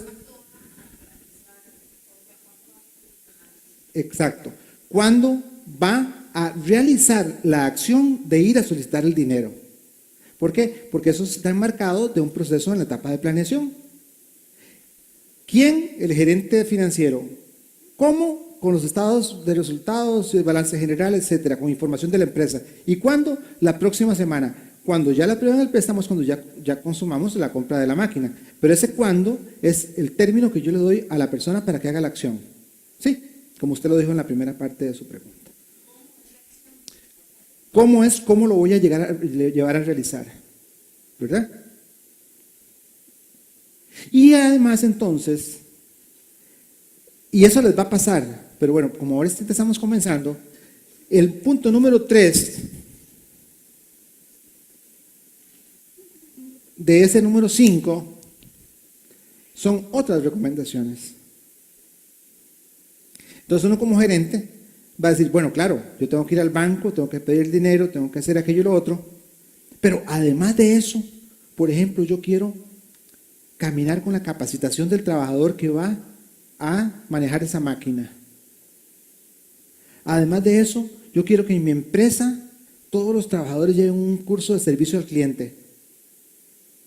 ¿Verdad? Entonces, cuando estamos hablando de las recomendaciones, en la parte número 5, estamos hablando de qué cosas extra hacemos. Y qué cosas extra implica, entonces, que ustedes van a poner. Y otra vez, si ustedes son los tutores y entonces ven que ponen una, dicen, no, ahí que faltó carnita. Entonces, unas 2 o 3, ¿verdad? No sean agarrados. Quisiera ver 2 o 3. Exactamente. Es algo que, además de lo que va a solventar el problema central, me va a ayudar a que mi empresa o lleve mejor el camino. Recuerden que estamos en un curso introductorio. El método de casos tal vez hasta ahora lo estamos viendo. Ahora vamos a verlo con una película y en la cual vamos a proyectar en este momento para que posteriormente hagamos el uso del método de casos.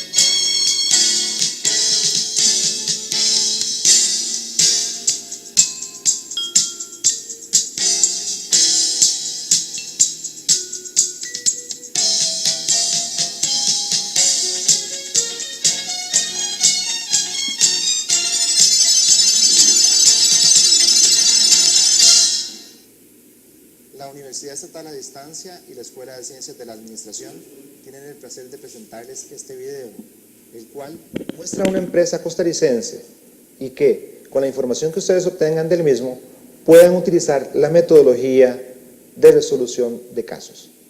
Recuerden, la metodología tiene 5 partes. Punto número 1, hechos relevantes. Punto número 2, problema central. Punto número 3, análisis. Punto número 4, alternativas de solución con sus ventajas y desventajas. Y punto número 5, la solución, la instrumentación y las recomendaciones.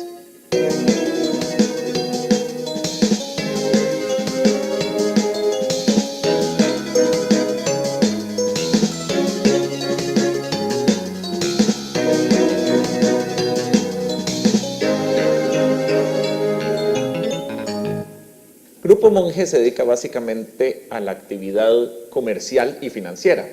Comercial primero porque operamos 400 tiendas en los 5 países de Centroamérica, donde vendemos básicamente electrónica de consumo, audio y video, línea blanca, muebles y telefonía celular y computadoras. Y a la parte financiera porque el 70% de las ventas que hacemos en nuestros países son ventas hechas al crédito, donde nosotros directamente financiamos a nuestros consumidores. La historia del grupo inicia alrededor de 1970, hace ya casi 40 años.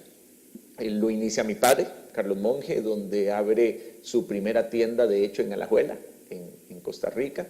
Y lleva un proceso de crecimiento interesante durante los primeros 25 años, hasta 1975 se abren las primeras 40 tiendas. La operación, como todas las empresas, comienza de una forma relativamente artesanal.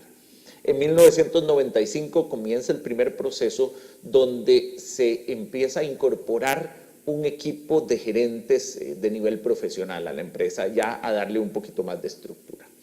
De hecho, con ese equipo de gerentes de 1995 al año 2000 se logra duplicar la cantidad de tiendas que se habían abierto en los primeros 25 años. En el año 2000 comenzamos nuestra expansión hacia Centroamérica, siendo el primer paso Nicaragua. Efectivamente, hoy estamos operando 60 tiendas en Nicaragua con la posición número 1 del mercado.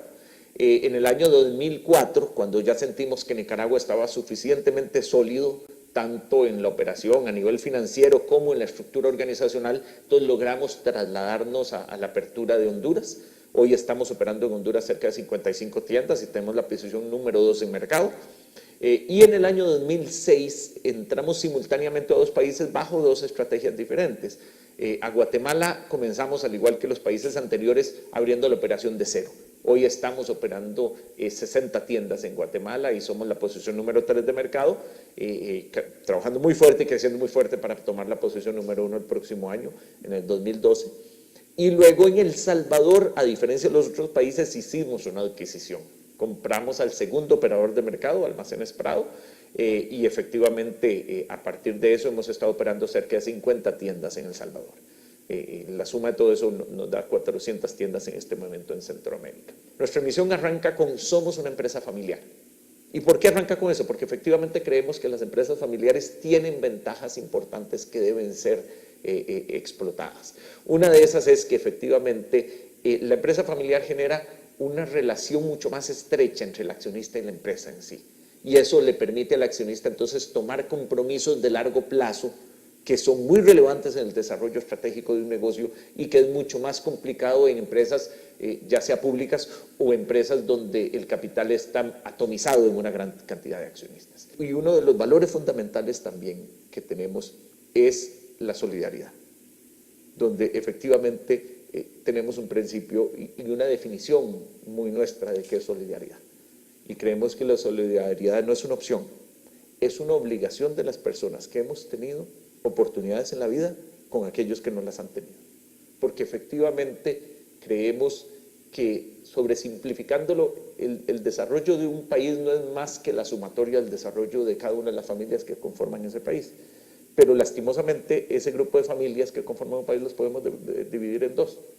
Las que hemos tenido oportunidades en la vida, que hemos tenido oportunidades de estudiar, que por nuestro propio esfuerzo podemos ir mejorando y progresando y dándole un mejor nivel y calidad de vida a nuestras familias.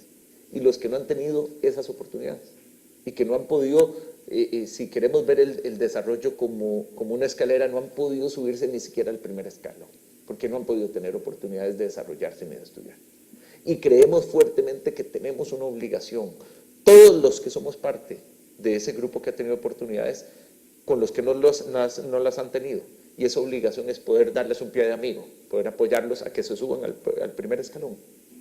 Porque estamos convencidos de que una vez que se suben al primer escalón, bajo su propio esfuerzo van a seguir avanzando. Hemos trabajado mucho, así como durante muchos años trabajamos en la organización y en estrategia y visión de largo plazo y cómo darle cuerpo a esto. Este valor de la solidaridad, decidimos que teníamos que hacer la estructura correcta para asegurarnos que lográbamos la misma excelencia en este valor de solidaridad que hemos buscado y perseguido en el negocio. Y de ahí salió la idea de crear efectivamente como vehículo Fundación Monge, donde dirigimos un 5% de las utilidades que genera Grupo Monje hacia la fundación, pero donde la fundación la creamos como un vehículo completamente aparte, que tuviera su foco en producir un impacto dentro de lo que encontramos como responsabilidad social empresarial, que es la traducción que hicimos de nuestro valor de solidaridad hacia efectivamente un plano de implementación real que produzca resultados completamente medibles. Y entonces estructuramos Fundación Monje, que está presente en todo Centroamérica, con diferentes estructuras en cada uno de los países, y efectivamente esta fundación une contribución de las utilidades del grupo con la colaboración o el apoyo de todos nuestros más de 6,000 colaboradores en Centroamérica, y donde ellos juntos básicamente trabajan bajo la dirección de una junta directiva, a la misma forma que Monje, que define una visión específica de dónde queremos llegar, que define una estrategia concreta y cuyo liderazgo, especialmente de parte de María José Monje, las lleva a una implementación que es medida por la junta directiva con resultados muy concretos.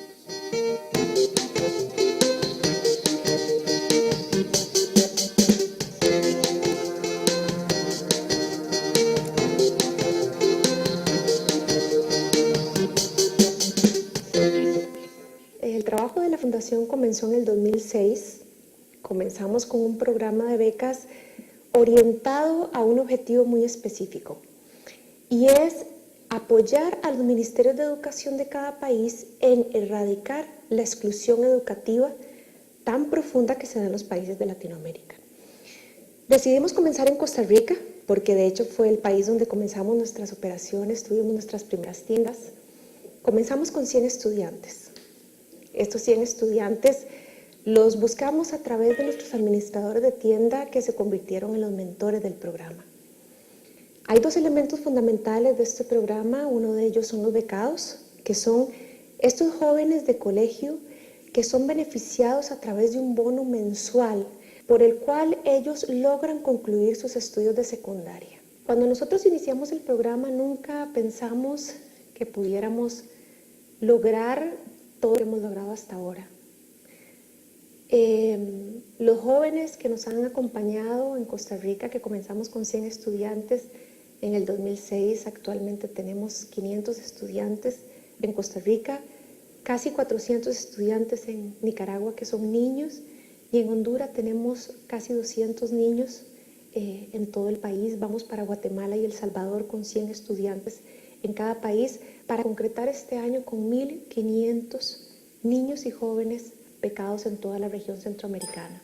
¿Por qué la diferencia entre cada país? ¿Por qué en la Fundación y sus programas se tropicalizan y se adaptan a las necesidades de cada país? Conocemos muy bien que cada país de Centroamérica tiene un desarrollo no solo educativo, sino económico diferente. Por eso la importancia de entender cuál es el momento de exclusión educativa en cada uno de los países donde se encuentra la Fundación. En Costa Rica, nuestros estudiantes abandonan el colegio en primer año de colegio, en séptimo, en las vacaciones de 15 días principalmente, y en décimo de colegio. En Nicaragua y en Honduras abandonan en primer grado de la escuela. Por eso es muy importante que nuestra beca se adapte a las características de cada país. Nosotros aspiramos a lograr para el 2015 1.000 estudiantes en cada país donde la Fundación tenga operaciones.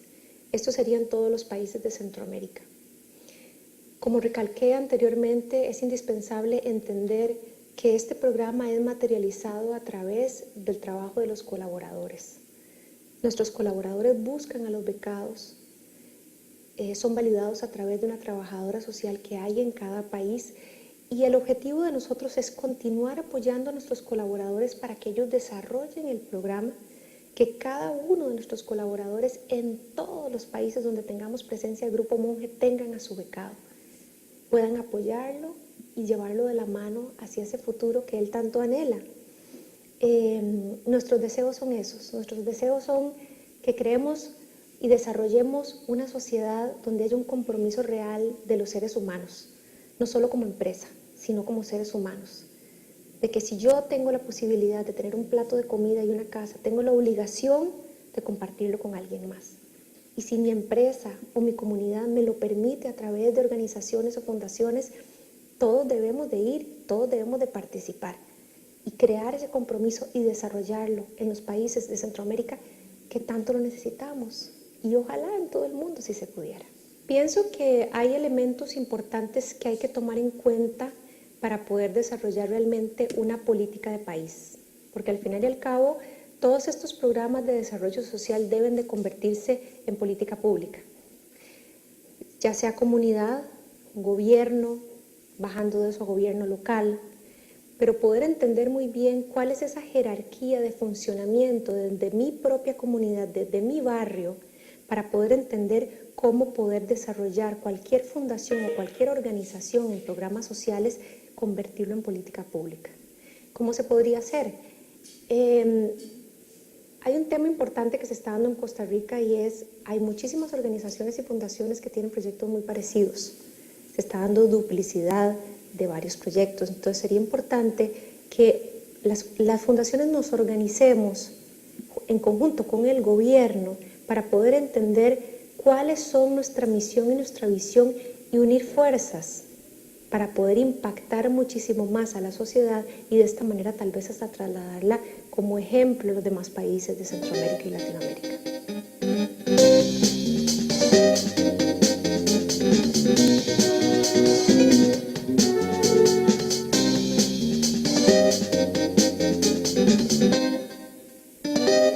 Utilizando el método de casos y con la información suministrada, ¿cuál creen ustedes que pueda ser las acciones que pueda tomar la Fundación Monge para impactar en mayor grado a la población a que ellos sirven?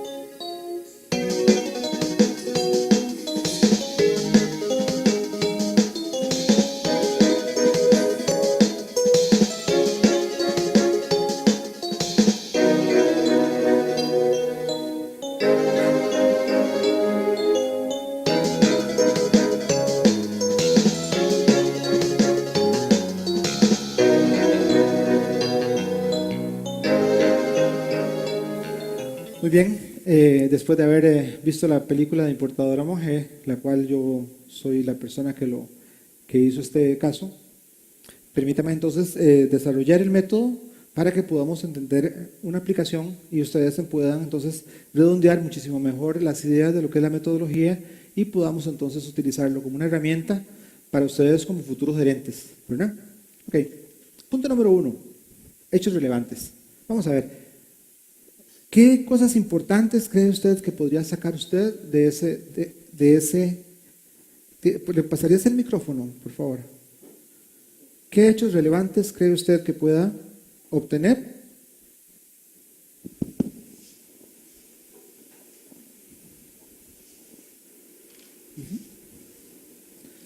Bueno, que iniciaron aquí primero en Costa Rica y luego se expandieron alrededor de Centroamérica.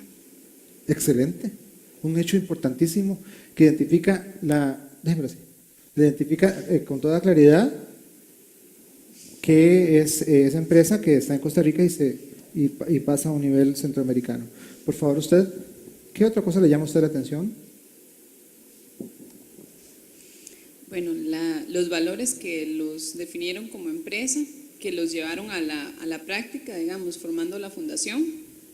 Y no se quedaron solo con el hecho de haberse expandido aquí en Costa Rica, sino llevarlo a otros países. Excelente. Y además permítame nada más actualizarlos en este punto que muy bien ubica usted. En este momento, el día de hoy, en 2014, tienen 14 tiendas más en Perú. O sea, no se quedaron en Centroamérica. Su política de continuar expandiéndose un poco va a otros niveles. ¿Sería usted tan amable de indicarme otro hecho relevante, por favor?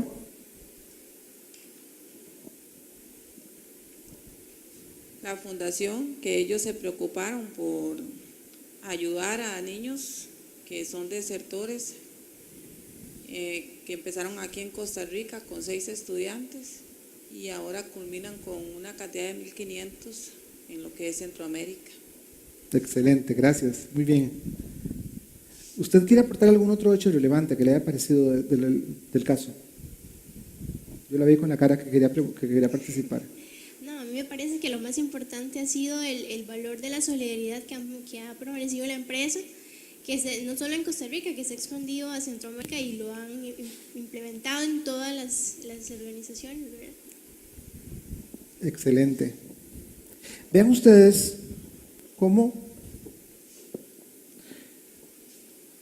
cada uno de nosotros, y yo sé que todos tienen en sus tinteros una idea de qué fue lo importante.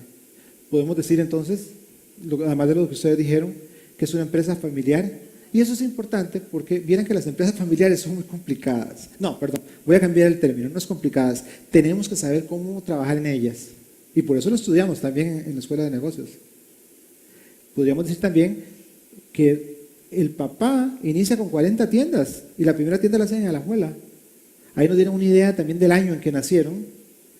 Un hito importante que decía el CEO de Importadora Monge.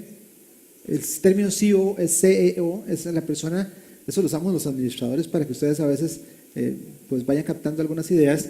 Es la persona que está más cerca de la junta directiva y que a final de cuentas estaría afectando la toma de decisiones. El CEO, que en este caso es Gastón Monge, nos presenta una figura muy interesante que ustedes la van a poder asociar al capítulo 8 de sus libros cuando esté leyendo de estrategia, en donde dice que cuando entran a El Salvador compran el almacén El Prado, la cadena El Prado, y eso es un tipo de estrategia. Comprar en la zona, en la parte horizontal, un igual de lo que yo estoy. Se llama integración horizontal. También, claro, para mí, bueno, más evidente, porque yo lo preparé en esos términos. Ustedes me podrían haber dicho, Constantino, también me di cuenta que cuando hice la entrevista a don Gastón, al CEO de Importadora Monge, atrás decía el verdugo. ¿Es lo mismo? Sí. Verdugo lo compraron hace menos unos 8 años. Hace unos 8 años lo compraron y es el mismo. Y Play es también de ellos. Y por eso fue que yo coloqué es una sala muy linda de la junta directiva, los dos logos estos, bueno, las dos fotos, para que quedara evidenciado que ellos trabajan en una forma, yo diría que para estratificar un poco el sector. Me explico. En Guapiles hay Importadora Monge, pero no hay Play. En San José hay varias Play y menos, diría yo. Por ejemplo, más se va a ver en un centro comercial unas Play grandotas con colores diferentes que Importadora Monge. Una de las competencias de Importadora Monge es Goyo. Y como Goyo, antes lo confundíamos con el gallo, entonces ellos eliminaron la marca Gallo. Ahora se dan cuenta. Son estrategias que se utilizan para diferenciar mi producto. ¿Qué cosas más podríamos ver? Bueno, que destinan el 5% de las utilidades de la empresa a la Fundación Monge. También podríamos decir, ¿vieron cómo definió los valores? Lo que usted decía, importantísimo. Los valores de la empresa traducidos en términos monetarios, perdón, en términos de la visión y la misión de la empresa. ¿Y cómo hacen para poder justamente consolidar esa visión en hechos concretos, como es la transformación de la Fundación Monge? Y como también usted lo indicaba, cómo hacen para afectar a esa población de gente en los diferentes países donde actúa. El problema central, yo lo indico en la parte final del caso. Algunos estudiantes en este momento podrían estar pensando, bueno, el problema central es cómo escoger a los muchachos para que puedan tener acceso a las becas. Pero eso es un problema secundario. Porque si uno ve el proceso de la película, ellos lo que quieren es impactar en mayor grado a la población a que sirven. Entonces, cuando yo al final digo, ¿cuál es la forma en que puede hacer la fundación o la acción que debe hacer la fundación para impactar en mayor grado a los muchachos a los cuales le están ayudando? Lo estoy haciendo en términos de pregunta y ese es el problema central. ¿Sí? El análisis entonces representaría el por qué surge el problema central. Entonces, ¿por qué surge esa necesidad de buscar nuevas formas de cómo incrementar la cantidad de niños que les podemos estar ayudando. Y sobre esa idea, entonces vamos a redactar el análisis del caso. En la parte número 3, cuando estamos hablando de alternativas de solución, entonces yo les podría plantear a ustedes las siguientes. ¿Qué pasaría? Ok, tenemos el problema central claro, ¿verdad? ¿Cómo o qué acciones podemos hacer para impactar en mayor grado a la población que sirve la fundación? ¿Sí? Ese es el problema central. ¿Estamos de acuerdo? Entonces, las alternativas de solución son aquellas acciones que van a afectarme el problema central. Les voy a proponer la primera.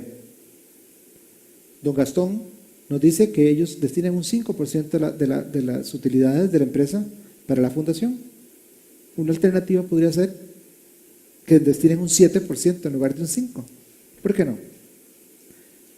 Ventajas y desventajas de cada una de ellas, como lo veíamos en el esquema que fuimos desarrollando. Entonces vamos a poner ventajas sobre esa alternativa y sus desventajas. ¿Sí?